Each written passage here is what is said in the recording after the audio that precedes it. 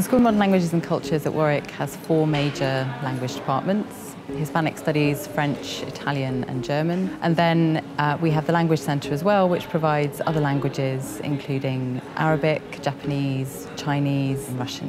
One of the things that the school structures enable you to do is combine pretty much any subject you might want to study within the school. So you could pick from any of the languages that we provide through the main departments in the Language Centre, and you might want to combine 1, 2, 3 of those in different combinations. You could also study languages with a subject that's not a language, so you could do things like film studies or theatre studies or English or history or politics or economics or any of the subjects that we provide through other departments in the university. It was a really hard decision to decide on my languages. I had French and Spanish already, but deciding the third one, I eventually decided on Mandarin just because it's the most spoken language in the world. Some subjects you will need at A-level already, but others you don't necessarily have to have an A-level in that language in order to be able to study it at university. And you can pick up a language at university on the basis of having studied a language, a modern or a classical language, at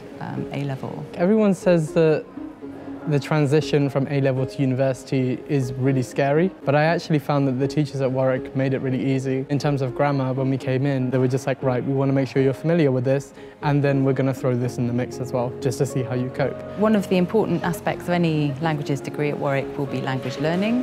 But learning language isn't just about doing language. So in the major language departments, you can also study politics, history, translation studies, visual culture, and lots of other kind of cultural sort of aspects of the languages that you're studying. And you'll be a better communicator as a result of that.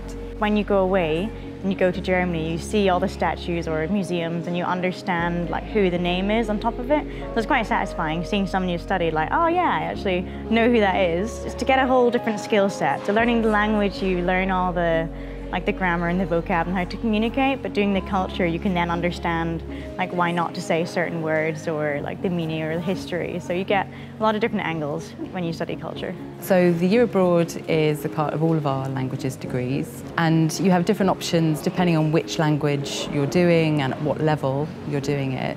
You could go abroad in your second year, or you could go abroad in your third year, and that would be a conversation you would have with your personal tutor and with the year abroad team to decide when makes most sense for you as a language learner. So for my year abroad, I went to Pisa in like Western Tuscany, sort of where the tower is. That's how I always describe it to people, but there's so much more there for me, because Warwick has so many links with many different universities in Italy that there was a choice of at least about 20 universities, I think it was, when we came to choose our destinations. And there was so much information available about them all. You get to speak to students who've been away previously. If anyone's doubting whether to do languages, I would completely say no, go for it, because the world's getting smaller and smaller. Like we need people with linguistic abilities, so it just boosts your employability by tenfold.